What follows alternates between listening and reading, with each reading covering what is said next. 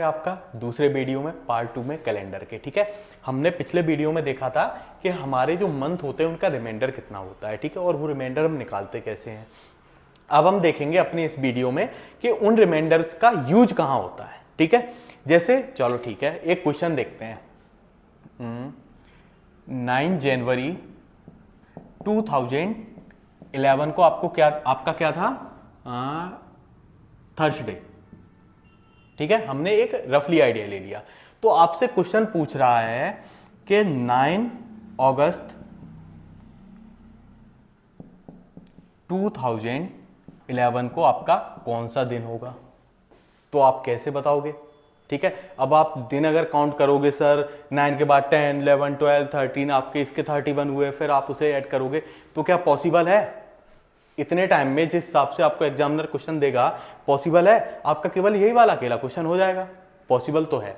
तो इसे करने पे हमारे पास एक शॉर्ट ट्रिक होती है। ठीक है, जिसके लिए हमने ये हम अपने फॉर्मूले बनाए थे। ठीक है, क्या होती है, जैसे 9 जनवरी से हमने देखा कि हमारे उस मंथ में कितने डेज रह गए, क्योंकि 31 डेज का होता है 22। ठीक है, तो हमने जनवरी का लिखा कि हमारे कितना रिमाइंडर आया, 22। ठीक है, अब 2011, ठीक है, क्या ये लीप ईयर थी, लास्ट का डिजिट क्या है 2, 11, तो यानी कि ये आपका 4 से डिविजिबल नहीं है, लीप ईयर नहीं थी, नॉर्मल ईयर थी। तो फरवरी का रिमाइंडर आप लोगे 0। ठीक है, सेम मार्च आपको पता है, चाहे लीप ईयर हो या ना हो, आपका 3, अप्रैल 2, मई 3, जून 2 और जुलाई 3। अब यहां अगस्त का आपको रिमाइंडर 3 नहीं लेना है, क्योंकि ये 9 अगस्त तक पूछा गया है। देखो अब यहां क्या था कि 9 जनवरी, यानी 9 जनवरी को उसने बता दिया, पर बाकी के जनवरी के डेज का आपको नहीं बताया। तो 9 जनवरी के पहले वाले हमें नहीं लेने हैं, हमें बाद वाले लेने हैं, इसलिए बाद के कितने बचे, 22। तो हमने यहाँ 22 ले लिए। और यहां अगस्त का आपको 9 को पूछा है, तो आपको 9 के बाद वाले नहीं लेने, यहां आपको 9 तक लेना है। तो यहां अगस्त का क्या होगा, आपका 9 होगा। अब इन्हें हम क्या करेंगे, ऐड करेंगे। तो 22 और 3 25 और 2 27, 27 और 3 30, 30 और 2 30, आपका 32 हो गया। और उसके बाद देन आपका 35 और 9 आपका कितना हुआ, आपका 44। मेरे अकॉर्डिंग ये कहीं गलत हो रहा है, एक बार फिर से देखते हैं। 22 और 3 25 और 25 और 2 27, 30, 32 और 33। ठीक है, और 9 आपका 42। तो यानी कि रिमाइंडर कितना आ रहा है, 42 आ रहा है कि नहीं आ रहा है। ठीक है, अब इसे हम क्या करेंगे, 7 से डिवाइड करेंगे। तो 7 6 42, यानी कि हमारा रिमाइंडर क्या आ रहा है, कुछ भी नहीं। तो इसका मतलब ये अगर यहां थर्सडे था तो यहां भी थर्सडे होगा। अपना अपना गूगल जाके चेक करिए, सेम डे होगा। ठीक है, समझ में आया। अब यहां अगर और कोई डेट होगी, जैसे हम मान के चल रहे हैं यहां अगस्त की जगह हम मान ले रहे अक्टूबर है। ठीक है, अक्टूबर, तो यहां आपका क्या होगा, जुलाई तक तो सेम यही रहेगा ना, आपका रहेगा कि नहीं रहेगा। अगस्त का भी आपका क्या होगा, 3 रिमाइंडर। ठीक है, सितंबर का आपका 2 और देन अक्टूबर का आपका क्या होगा, 9, क्या होगा 9। तो फिर हम देन काउंट करेंगे 25, 2, 27, 3 30, 32, 33, 36 और 38 और यहां 9 47। तो ये आपका कितना आया रिमाइंडर, 47। इसे अगर हम 7 से डिवाइड करेंगे तो आपको पता है 7 6 42। तो यहां रिमाइंडर क्या आएगा, 5। तो अब यहां क्या था, थर्सडे, तो इसमें हम 5 क्या करेंगे, ऐड करेंगे। Friday, Saturday, Sunday, Monday, Tuesday. ठीक है, यानी कि आपका क्या होगा, ट्यूसडे। ये आपका इस तरीके से इसका आपका यूज होता है। ठीक है, आगे हम एक दो क्वेश्चन के थ्रू और देखते हैं। ठीक है, अब हम देखते हैं हम अपने अगले टॉपिक की तरफ। ठीक है, अब हमने क्या सीख लिया, डेज निकालना सीख लिया, मंथ का भी सीख लिया। अब मंथ्स के बाद क्या आता है, आपके ईयर। ठीक है, तो हम ईयर्स का देखते हैं। चलो, आप लोगों के लिए क्वेश्चन है होमवर्क में। ठीक है, ये क्या है कि आज आपका मान के चलो सैटरडे है, या आप जिस तारीख से ये वीडियो देखोगे, जिस तारीख को वीडियो देखोगे, उस तारीख से आप अपने आगे के 400 साल का, 400 साल बाद का आप मुझे बता देना क्या दिन होगा। ठीक है, ये आपके लिए कमेंट करके बताना, सिग्मा क्वेश्चन है। ठीक है, नहीं फिर मैं बताऊंगा। बहुत इजी ट्रिक है, ठीक है। चलो देखते हैं।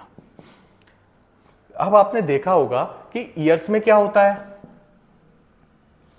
सेम एज फरवरी। अगर आपकी नॉर्मल ईयर है तो उसमें क्या होता है 365 डेज, और अगर लीप ईयर है तो 366 डेज, ठीक है। अब अगर किसी ने ऑब्जर्व किया हो आप में से, तो आपने देखा होगा कि अगर पिछले साल, ठीक है, 9 जनवरी को क्या था, मंडे था, तो इस साल 9 जनवरी को ट्यूसडे होता है, ठीक है। या आपको अपना बर्थडे याद हो, सबसे इजी तरीका बताऊं, आपने अपना बर्थडे देखा होगा कि अगर पिछले साल आपका बर्थडे संडे को मना है, तो ज्यादातर प्रोबेबली चांस होते हैं कि अगर वो लीप ईयर ना हो ना आपका अगला वाला साल, तो आपका संडे के बाद मंडे को मनेगा, फिर देन ट्यूसडे को, फिर वेडनेसडे को। तो यानी कि आप ये कहीं ना कहीं आपके एक दिमाग में आ रहा होगा कि अरे अगले साल हम जाते हैं तो अगले साल में केवल एक दिन ऐड होता है, ठीक है। तो अब हम वो देखते हैं कैसे।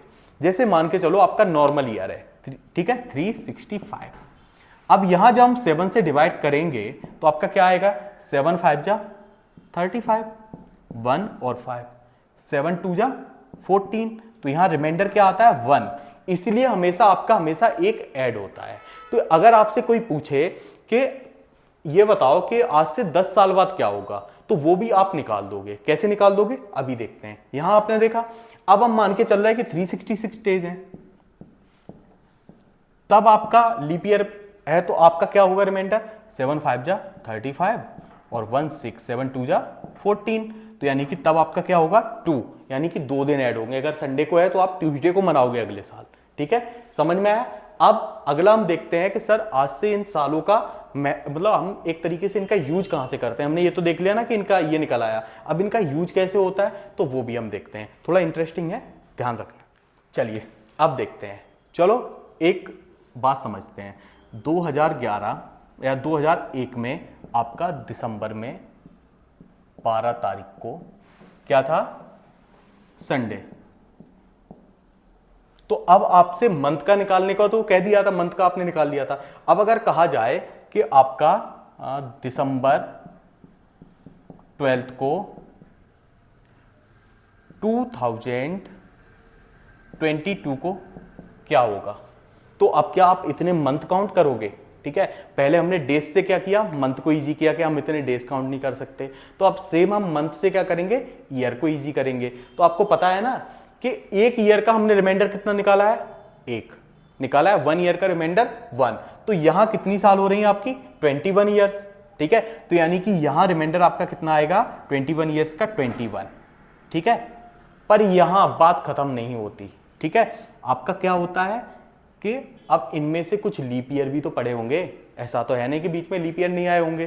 तो उन लीप ईयर को पता करने के लिए हम क्या करते हैं कि यहां जितना आपका टाइम आता है, जैसे यहां कितना आया 21 ईयर्स, अब लीप ईयर हमेशा कब आता है, 4 साल बाद, तो यहां हम 4 से डिवाइड करते हैं, ठीक है। और जितने बार जाता है उतने आपके लीप ईयर होते हैं, 4 5 जा 20, ठीक है। यानी कि ये 5 लीप ईयर इसमें पड़े हैं। अब आप पूछोगे सर ये रिमाइंडर है, तो रिमाइंडर आपका 1 का मतलब ये है कि लीप ईयर को हुए अभी एक ही साल निकला है, ठीक है। ये यहां 2 हो जाता तब भी नहीं होता, 3 हो जाता तब भी नहीं होता, और 4 होगा तब ये डिवाइड हो जाएगा। तो यानी कि इनके साथ साथ ये 5 रिमाइंडर जो लीप ईयर का है वो भी हमें यहां ऐड करना पड़ेगा, ठीक है। तो 21 + 5 क्या हुआ, 26। अब 26 को जब हम 7 से डिवाइड करेंगे तो 7 3 जा 21, तो यहां रिमाइंडर कितना आया 5। तो यानी कि संडे में हम 5 काउंट करेंगे, मंडे, ट्यूसडे, वेडनेसडे, थर्सडे और फ्राइडे। तो आपका क्या होगा यहां, फ्राइडे, ठीक है, फ्राइडे। ये आपका क्या होगा, आंसर होगा। तो ये आपका यूज होता है यहां ईयर्स का, ठीक है। चलो